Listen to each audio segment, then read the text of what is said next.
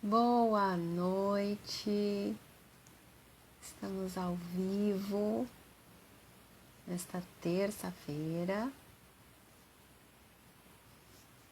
Vamos esperar a galera chegar por aqui.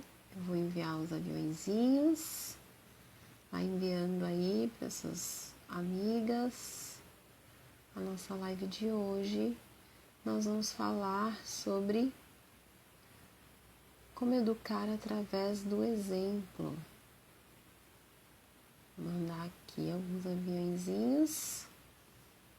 Tá mandando aí também. A gente educa as crianças, né, para serem boas pessoas, né? E quando nós como mães pensamos, o que eu gostaria que meu filho fosse, né, quando ele crescesse, como eu gostaria que ele se comportasse, né? Como eu gostaria que a minha criança se comportasse agora. Então, como a gente pode educar as crianças através do nosso exemplo, né? Nós fazemos parte do ambiente em que a criança está, né? Nós, adultos no geral, mas as mães desde sempre, né? Então, a gente carrega a criança, né, no nosso ventre, a gente conversa com eles sentem as nossas reações enquanto estão ainda, né, na barriga. Então, nós vamos estar ali em contato constante com a criança por um bom tempo. Se nós pensarmos nas crianças aqui na primeira infância, né, de 0 até 6 anos, que estão em formação de caráter, eles estão com o que a gente chama dentro do Montessori de mente absorvente. Maria Montessori estudou as crianças e ela observou que do 0 aos 6 anos a criança absorve tudo que está à volta. Então, organizando essa informação, de 0 a 3 a criança está no que é chamado de mente absorvente inconsciente. Ela está só absorvendo o que está no entorno dela, sem muito filtro, digamos assim. Então a criança, ela vai ouvir, ela vai ver coisas, ela vai sentir coisas, ela vai tocar em coisas e todas as informações que advêm disso, né, do toque, do ouvido, do olfato, né, do paladar, da visão, tudo isso está sendo armazenado na mente dela. A galera está chegando por aqui, sejam todos bem-vindos. Então, ela está absorvendo tudo isso.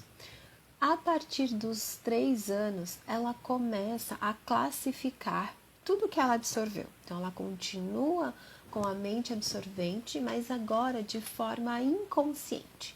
A mente ou melhor, de forma consciente, né? A mente absorvente consciente, ela vai classificar tudo que ela absorveu até então. Então, ela vai ali, eu costumo usar o exemplo de um grande monte de roupas, né, de várias cores diferentes que você precisa levar para a lavanderia. E aí, como você classifica? Por cores. Então, você vai separando ali tudo que é amarelo, tudo que é branquinho, né, tudo que é colorido, tecido tal, né, o lençol, a roupa de cama, ou melhor, a toalha, né, roupa de banho e tal. Então, a criança começa a classificar todas as informações e ela começa a entender tudo que ela observou até então, né, de uma forma mais clara, de uma forma mais nítida. E ela está, como a Lu disse ali, observando o tempo todo o que a gente fala, o que a gente faz, o que a gente ouve, as nossas expressões faciais, o movimento do nosso corpo. Então, desde bebezinho, as crianças têm essa capacidade de observar e absorver o que está acontecendo ali. Então, nós fazemos parte do ambiente que compõe, né, essa absorção da criança, tudo que ela está absorvendo. Estudar, o adulto, a mãe, estudar é muito essencial. Mas não é só isso, né? A gente precisa entender que o que a gente fala e o que a gente faz é importante no desenvolvimento da nossa criança. Então, vocês já viram aquele ditado que diz que a palavra convence, mas o exemplo arrasta?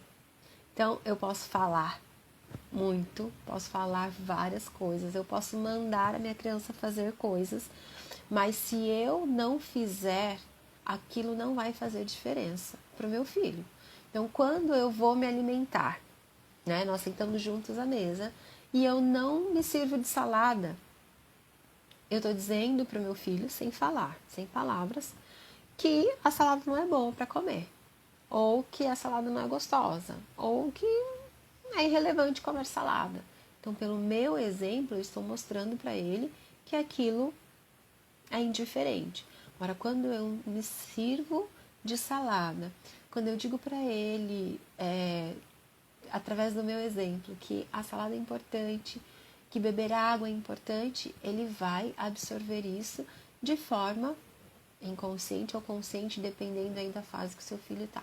Então, tudo que nós fazemos, a criança está observando e absorvendo, né? Tem pessoas que falam, faça o que eu digo, mas não faça o que eu faço. Isso não rola para as crianças. Elas precisam de ver você fazendo o que elas precisam fazer, né? As crianças mais velhas, depois de 6 anos, de 6 a 12 anos, eles estão em formação da moral. Então, eles estão começando a entender, né, o que é certo, o que é errado, o que é bom, o que é ruim. E eles vão questionar as coisas que a gente faz ou que a gente deixa de fazer. Aqui em casa, nós levamos o Guilherme de bicicleta para a escola. Todas as manhãs, o Guilherme vai na minha garupa, o Alex vai levando a mochila dele e nós vamos pedalando até a escola. E a gente tinha como costume, né, porque todo mundo faz isso, passar no sinal vermelho das bikes enquanto não vinha passando nenhum carro. Então, a gente dificilmente parava no semáforo, a não ser que a gente via que vinha vindo o carro, né, e aí então a gente parava e esperava e depois ia. E aí o Gui começou a questionar, por que que a gente não para no sinal vermelho? Tá sinal vermelho, não tá certo, a gente não para no sinal vermelho.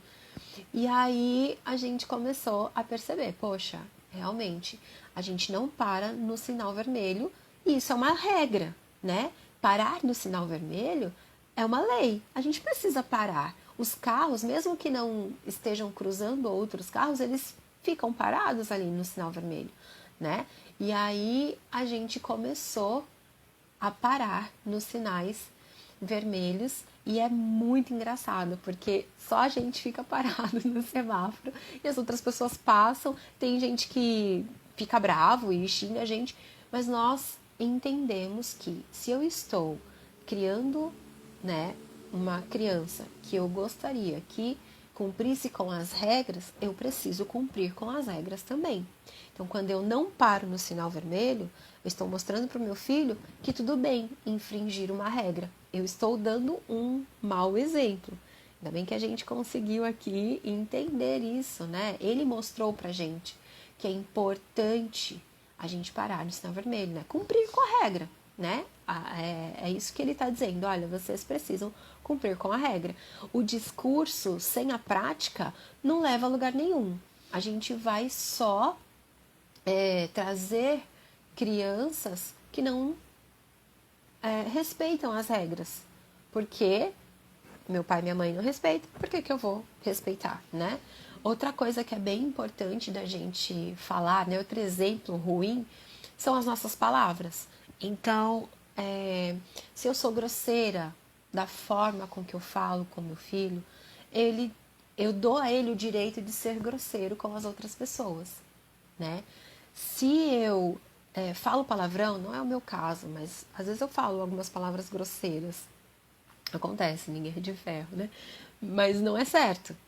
Eu preciso reconhecer que isso não é correto e reformular, recalcular a minha rota. né? A Loki tá dizendo que eu costumo sempre parar na faixa de pedestre também, principalmente quando vejo que tem criança junto para atravessar a rua. Nós somos exemplo, né? O tempo todo. Então, uma vez aconteceu da gente passar o sinal vermelho e uma menina que estava passando do lado falou, né? Como vocês vão me ensinar o que é correto se vocês estão fazendo o que é errado? Né? É isso. A gente precisa respeitar as regras e as normas para que as crianças também o façam, né?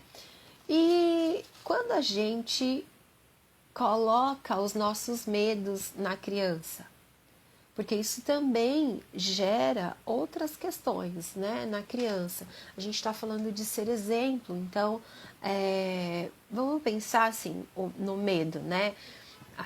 Veio uma pergunta para mim esses dias na caixinha de uma seguidora muito querida e ela falou: Rê, quando eu era pequena, a minha mãe tinha medo de tempestade e aí se escondia, né? Ela demonstrava esse medo e tal. E hoje, quando eu ouço trovões e relâmpagos, eu tenho vontade de entrar embaixo da cama. Eu tenho muito medo. Então veja como o exemplo arrasta, né? As nossas reações influenciam. Então, o medo, por exemplo, adultos, eles têm medos que não são tão reais, digamos assim, né? A gente tem medo, por exemplo, da pandemia. A gente tinha medo de perder as nossas pessoas queridas, né? A gente tem medo da morte, a gente tem medo de perder o emprego, a gente tem medo da violência. São sempre coisas que se remetem ao futuro. As crianças, elas não têm esse tipo de medo do nada, né? Então, quando a criança tem medo da tempestade, alguém diz para ela ou demonstrou para ela que aquilo é algo que precisa de tomar cuidado. Aquilo é algo que gera espanto, né? Você fica estressado, o seu rosto muda, o seu corpo fica tenso e o medo gera uma ansiedade.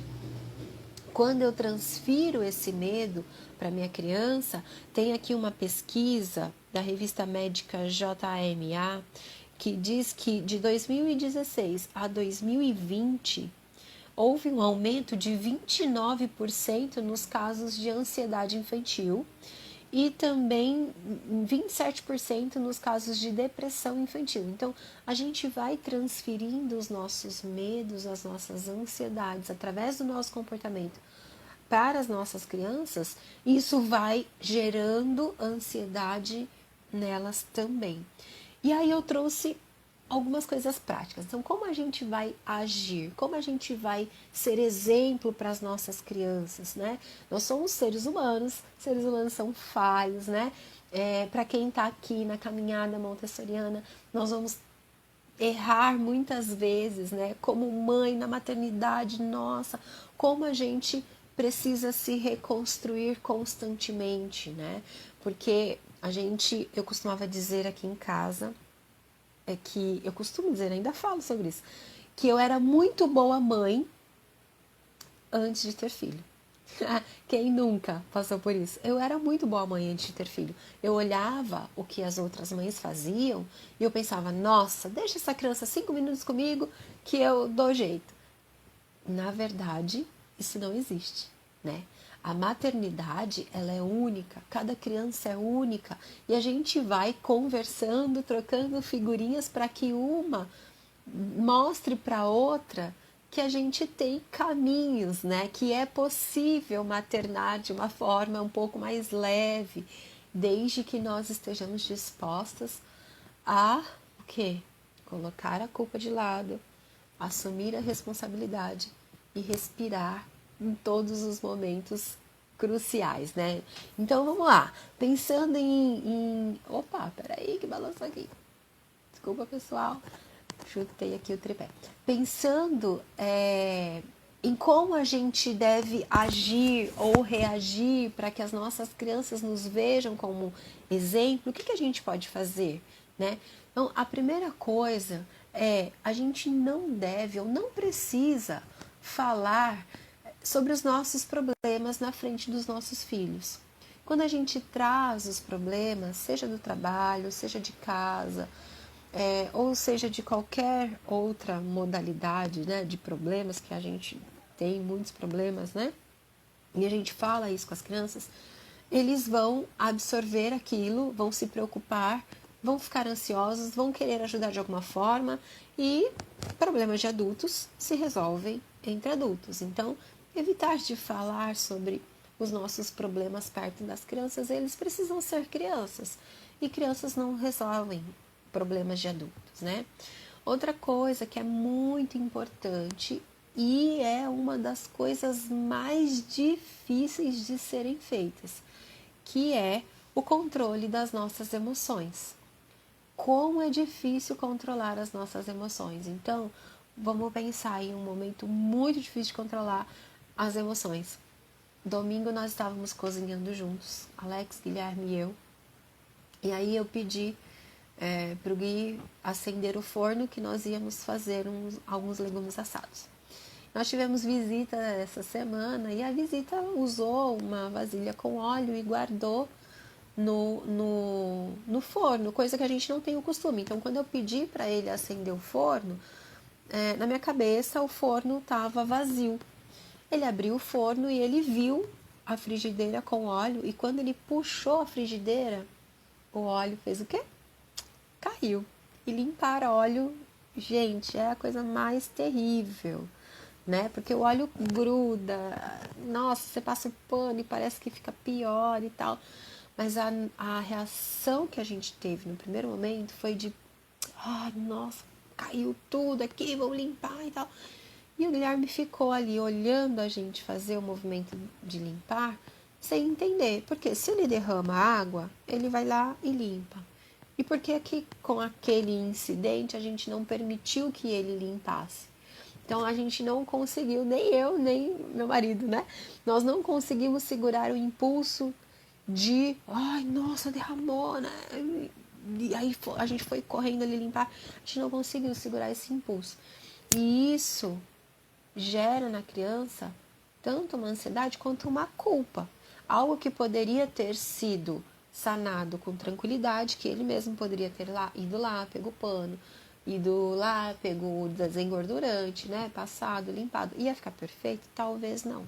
Mas ele ia ter resolvido o problema sem aquela frustração de, puxa vida, derrubei aqui a vasilha com óleo, né? Então, a gente precisa olhar para nós e entender quais são os nossos gatilhos dentro da nossa maternagem que geram emoções adversas. Então, se eu identifico que a sujeira, né, ou que o copo derramado gera ali uma ansiedade em mim, uma frustração, algo que vai me tirar do controle, eu preciso me retirar de cena, respirar. Se eu puder, né, pedir para que alguém assuma esse papel para que eu consiga lidar com essa emoção e aí então eu possa voltar, né, com um pouco mais de tranquilidade para lidar com isso. Outra coisa muito importante é a gente tratar todas as pessoas com respeito. Quando eu vou na vendinha aqui do lado e eu respeito o senhor que está ali me vendendo, eu devolvo o troco que me foi dado de forma equivocada. Quando eu cumprimento as pessoas que estão no meu caminho, eu estou demonstrando para o meu filho que essa é a forma correta de agir, de tratar as pessoas, né? Então eu preciso cuidar da forma com que eu me relaciono dentro de casa, né? Na nossa relação de cônjuges. Como eu trato meu marido, como meu marido me trata, vai dizer muito para o meu filho de como eu devo agir, de como eu devo ser com as pessoas. Então, se o meu marido, ou se eu trato o meu marido de forma ríspida, grosseira, né? Se eu falo palavras aleatórias, né? Que não são adequadas, eu estou sendo um exemplo ruim, né? Uma outra coisa muito legal, que é um exemplo que as crianças precisam carregar, né, para a vida delas, é a questão da generosidade. Então a gente precisa ser bondoso para com as pessoas, né? Preciso ser generoso, eu preciso separar um pouquinho do meu salário para comprar um alimento e fazer uma doação, né? Ou levar roupas numa instituição, separar brinquedos, né? Para doar. A gente faz bastante campanhas aí no Natal, né? Para presentear crianças em situação de vulnerabilidade e tal. Mas ao longo do ano, a gente pode fazer isso também. Então, quando você separa e mostra isso para sua criança, né? Eu separo uma renda, um pedacinho do meu salário e ofereço isso para alguém de alguma forma, eu estou mostrando generosidade. Eu não estou dizendo que você tem que sair agora dando dinheiro no semáforo, né? Ou fazendo caridade de qualquer forma. Não, isso precisa fazer sentido para você. Lembra que não é o discurso que conta, mas sim o exemplo. Então, se você já tem uma instituição bacana, que você compartilha os seus recursos, né? Conversa com eles, leva seu filho lá, né? Tem pessoas que fazem doação para instituições de câncer, tem pessoas que fazem doações para orfanatos, para asilos, e eles gostam de receber visitas. Leva sua criança lá, né? Nós, por muito tempo, desde que o Guilherme tinha 2 anos, 2 anos e meio, em Campinas nós tínhamos um projeto de toda semana nós juntávamos em um grupo e levávamos café da manhã para os moradores de rua. Quem viu a chamada da live viu algumas imagens, né, do nosso trabalho. E a criança ela precisa entender que o outro é importante. Ela precisa saber que na sociedade vão existir pessoas que não têm coisas que nós temos. Então, as pessoas que estão, né, não sei se posso falar assim, mas à margem da sociedade, elas precisam de um olhar. E a gente entregava ali um pãozinho, um copo de leite com Nescau, sentava 5 minutinhos para conversar com aquelas pessoas, uma criança entregando um saquinho ali para eles ficavam extremamente felizes e a gente saía com um senso, né, de missão realizado. Quando a gente fala no Montessori sobre educação cósmica, é entender o seu papel na sociedade, quando nós somos generosos com alguém, quando a gente compartilha o que a gente tem, isso também nos traz esse senso de pertencimento na sociedade. Então, ser bondoso, fazer um trabalho voluntário. Ah, Regina, eu não tenho recursos financeiros, mas eu dou um pouquinho do meu tempo. Olha, muito legal. Tem pessoas que vão em ONGs, né, e dão aula, ou organizam um espaço, ou fazem uma contação de história, né? E isso também é doação. Isso também é ser generoso. Você separar um pouquinho do seu tempo e ir e estar com pessoas que precisam de você, né? É muito importante. Outra coisa que a gente precisa se atentar são os nossos movimentos, né? A gente precisa se atentar com os nossos movimentos e com as nossas feições. A linguagem, além da linguagem verbal, a gente tem outros tipos de linguagem. Então, quando eu expresso algo no meu rosto, eu estou dizendo alguma coisa, ainda que eu não fale. As minhas companheiras de trabalho às vezes dizem, mas você não precisa dizer nada, sua cara falou tudo. É isso, né? Ou que a gente está muito feliz, ou que a gente está triste, ou que a gente está decepcionado, ou que a gente está assustado. A nossa feição vai dizer. Então, mas eu não falei para o meu filho que eu fiquei chateada que ele derramou óleo. Não falei, mas a minha expressão facial e os meus movimentos físicos demonstraram isso. Então, é muito importante a gente cuidar com os nossos movimentos. A Carol está falando a questão da cooperação, né? A gente falou aqui um pouquinho antes sobre a generosidade, sobre a doação, né? É muito importante mesmo, Carol. Então, a gente precisa atentar, né, nessa questão da nossa linguagem corporal, da nossa linguagem facial, né, das nossas expressões, quando a gente está falando sobre exemplo, né? E aí, um último ponto como exemplo, né, que eu anotei aqui, que a gente precisa cuidar, é o cuidado conosco, né? O nosso autocuidado. Nós somos o exemplo maior, como mãe, como pai, nós somos o maior exemplo que as nossas crianças vão ver. E aí, se eu não cuido de mim, então, se eu não cuido do que eu estou lendo, se eu leio qualquer bobagem, se eu não cuido do que eu ouço, né? E aqui eu não estou para julgar as músicas que você ouve, não estou para julgar os filmes que você assiste, eu não estou para julgar, né, o que você lê, não é sobre isso. É sobre exemplo. Então, se eu nunca pego um livro, como eu quero que meu filho seja incentivado à leitura se eu não leio? Como eu quero que meu filho assista boas coisas se eu assisto porcaria, né? Ou se eu fico o tempo todo rolando a tela das redes sociais. E aí eu digo para ele que ele precisa fazer outra coisa a não ser estar no celular, né?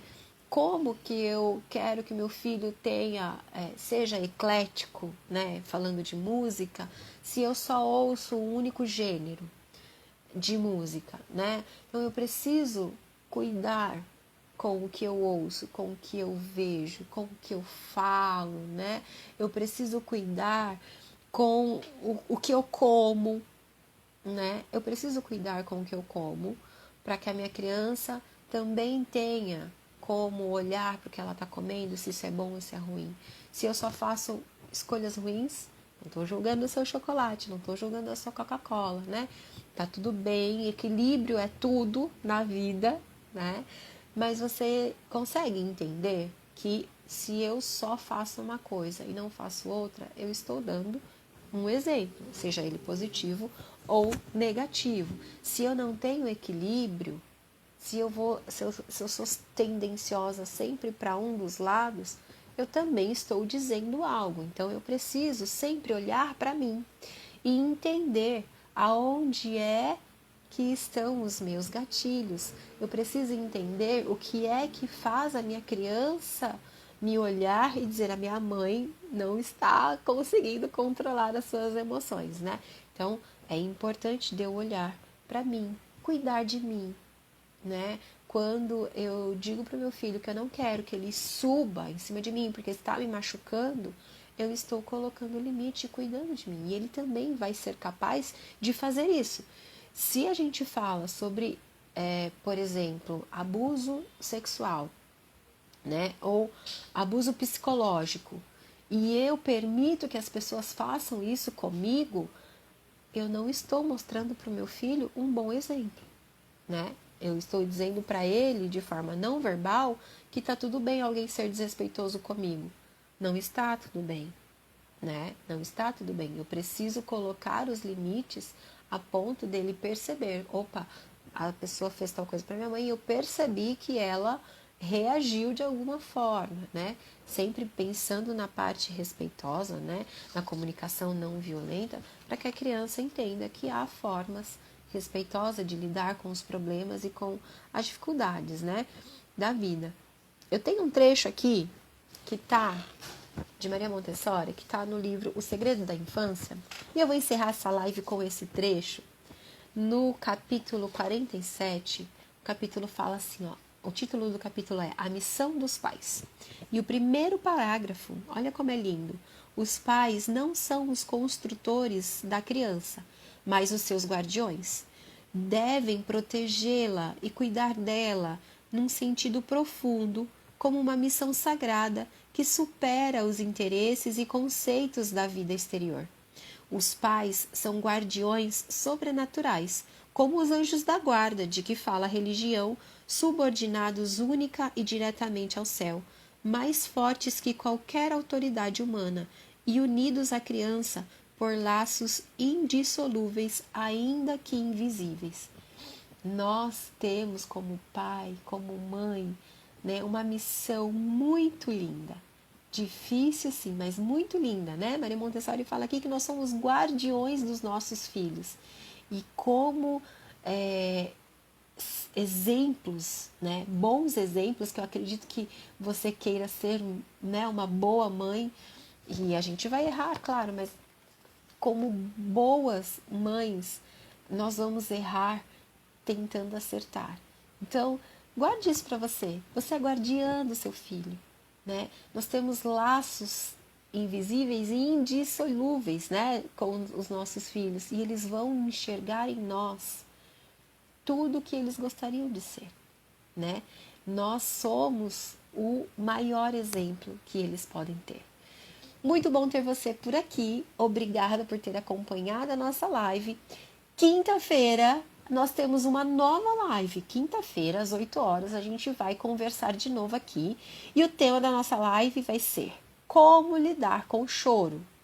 Como a gente faz para lidar com o choro da nossa criança? Por que a criança chora? O que isso significa? O que eu faço quando ele chora? Deixo chorando, converso, abraço. O que eu faço quando a minha criança chora? Então eu te espero aqui, quinta-feira, às 8 horas, nosso novo encontro. Um beijo e até lá!